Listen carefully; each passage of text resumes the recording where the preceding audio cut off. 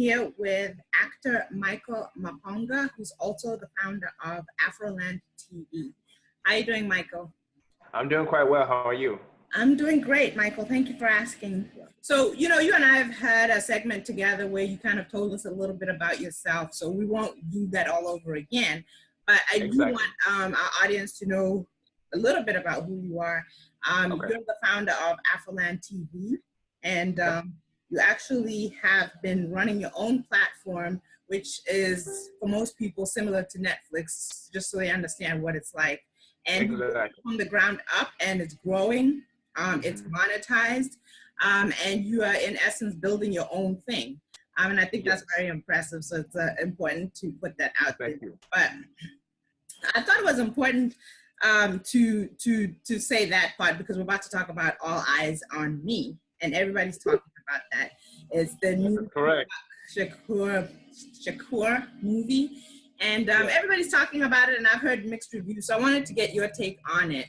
Tell me, what was your experience with the movie? First of all, I know you haven't seen the movie from beginning to end, neither have I, but you've seen segments of it, you've seen the trailers, you've seen reviews, you really dug into it to see what kind of a movie it is that right? Yes, that is correct. All right, so basically, with this film, it's Tupac Shakur is a legend, and if a movie is being made of a legend, the film has to be legendary, meaning from the actors to the directors, everybody that's involved in the film has to bring their A game on set. Now, I'm speaking from experience as an actor myself. I've been in the industry for over a decade.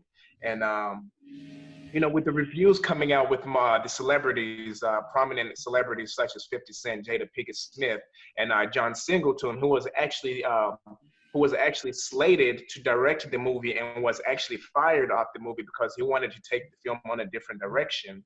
They've all came out and said this film does not embody who Tupac was, and he's legendary. So John Singleton is also now, after being fired from it, is criticizing it. Okay. Yes, he actually said the movie is comparable to the Aaliyah biopic, which was on Lifetime, and that movie was bad. I didn't see that.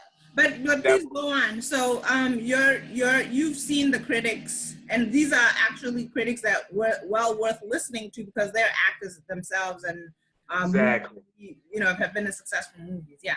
Yeah, exactly. Now, what I've read from the critics is that in the film itself, the editing was not very well made. It was not a Hollywood type of film, right?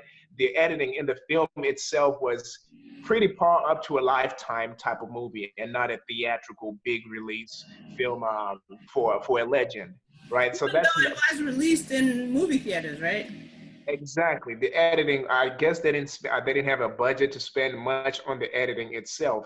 And what's so prominent about editing is that if the editing is bad, it makes the actor look bad. It discredits the actor look bad because the critics were saying that the scenes in the movie were very short, and they were quick to cut to different scenes, and that didn't give the audience a chance to connect with Tupac and to really feel his character and to really know who he is. It felt like the movie was rushed from point A to point B. And that is the biggest critique that I've read on. And I've also seen clips of the film, and I can also vouch and say, yes, that is true. And the editing, the film coloring, it's not very good. Now, I see the direction they were going with the film, right? The direction was good. But they just instead of trying to rush the film, they should have just taken just a tad bit more time into developing the character himself, the lead actor, and also with post-production, and not rush it to theaters just so they can make a quick buck, because that is not who Tupac was to us as Black people. Okay. My next question was going to be, well, the critics are saying this, what do you say? And you kind of really went into it and said that you had the same feeling as those who were critiquing it. You had similar critique. And just before we recorded, I was sharing with you a story that I spent a significant part of my life working in hotels and management and supervisory roles. And when I became a college professor, my entry point was teaching hotel management and hospitality courses. And the one story that I always told was that my husband and I would go on vacation or go stay in a hotel. And the first thing I would do when I would get there is overanalyze everything, critique everything. Is the silverware shined? I would inspect the rooms for cleanliness, and are they adhering to the Hilton standards? And because I knew the standards and all this other stuff. And what it did for me was it took the fun, honestly, out of going and staying in a hotel. Even in a restaurant, I haven't enough knowledge and background experience to know what they should be doing. I'd be like, the server didn't greet us the way that they're supposed to. They didn't even say my pleasure. And it would take away from the experience, you know? So I wonder, you're a person who's in the industry, and that you can't help looking at it from that viewpoint, being a person who's in the industry. But I wonder if you were to just take a step back and just be a regular person like me, at least as it pertains to movies, would you still have the same view, or would you maybe have seen it as a movie that, well, you know, it wasn't the greatest movie, but, you know, the story was great, I enjoyed it, or what do you think? Okay. To be honest with you, if I took a step back and I viewed it from an audience member's viewpoint, I would say, why did I pay for a movie to watch a movie like this in theaters? And the reason I say that, the film itself did not look like a theater movie. Oh, you know, it looked like I took it with my phone, that kind of thing, where the quality was obviously of a lower quality.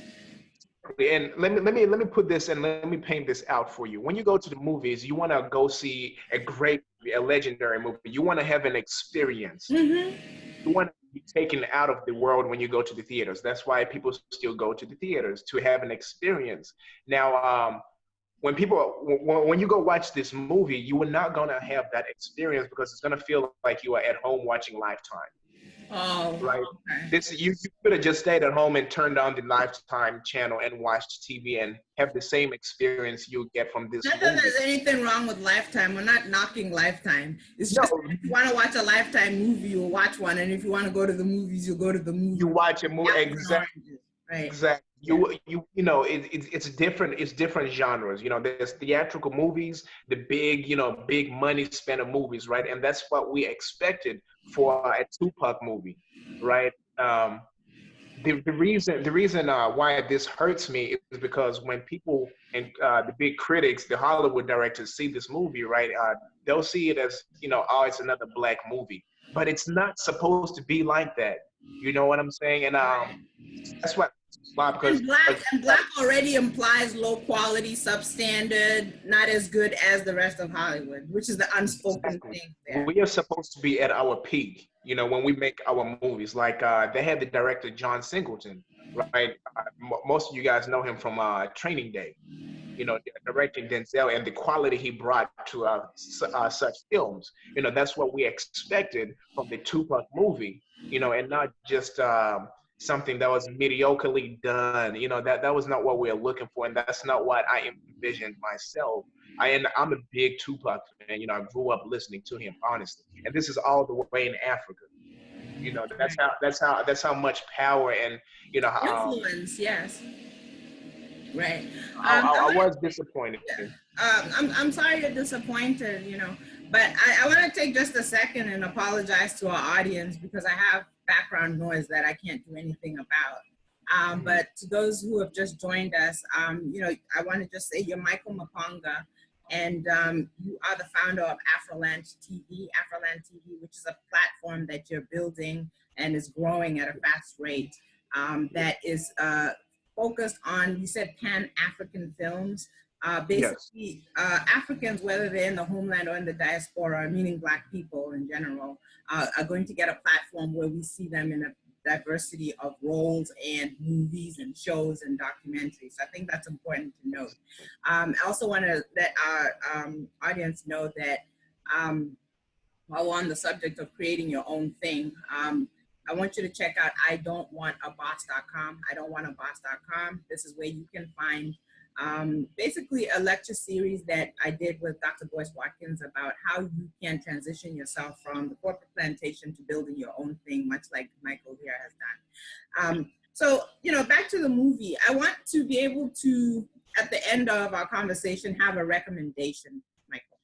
Okay. So what is your recommendation? Skip the movie, watch the movie, and going forward, when people are making movies about people, you know, who you're calling a legend, like Tupac, what's your Exactly. recommendation? My recommendation is to go watch the movie because that's still supporting Black film. Because if you don't go watch the movie, nobody else will go watch the movie, Yes, and thank you for saying that. they're losing money. So go see the story yourself. It's a must. It's a story that needs to be told.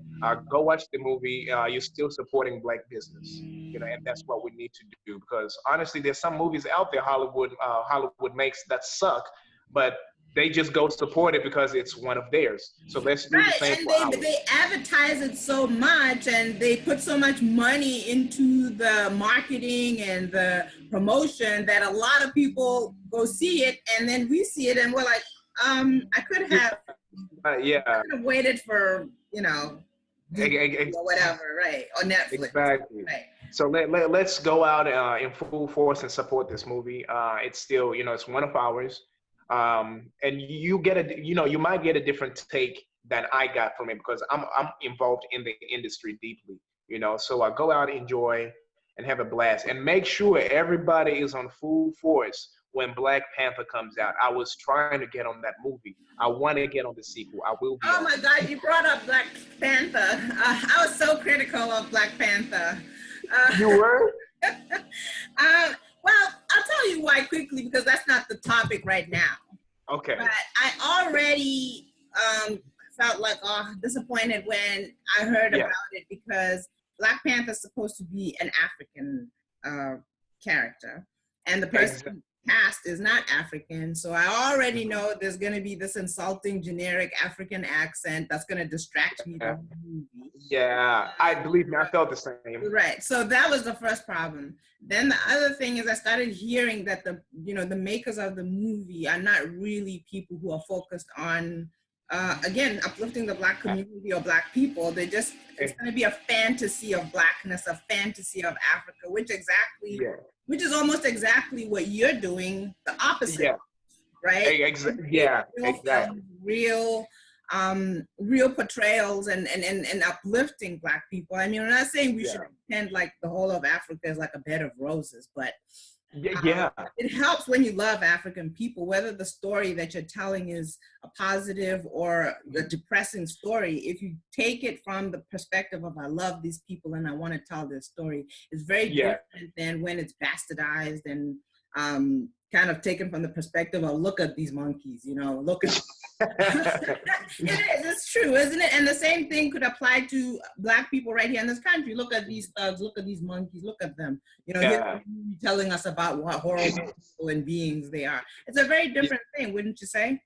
It's a very different thing, but you know, this movie in itself is bigger. Is bigger to me. The reason why, because it's closing the gap between African Americans and Africans, right? Because there is that gap because we think we're different, but we are essentially. Well, we are different, but we have commonalities and similarities. Exactly, and it's time for us to band together because we are so much stronger when we band together and not, you know, segregate our own race. You know what I'm saying? So don't fall for divide and conquer.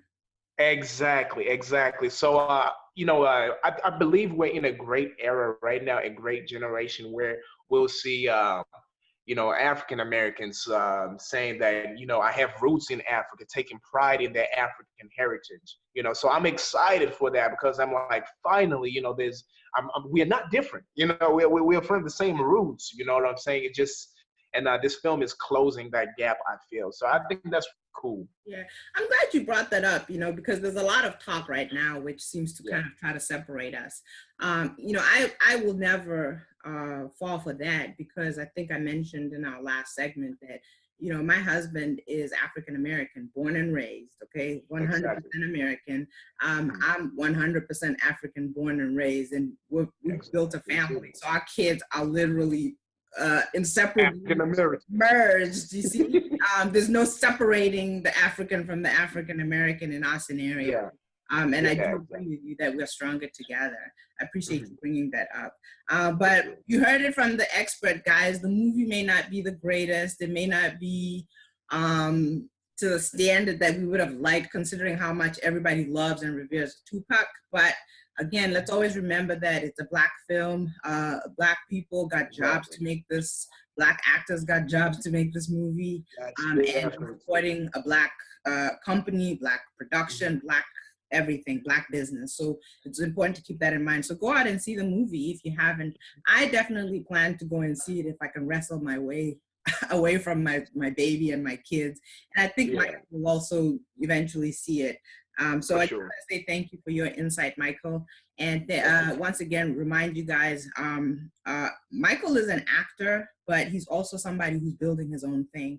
And it's called Afroland TV. You can find it at Afroland TV. And Afroland TV is on Facebook, it's on Instagram, and it's on Twitter.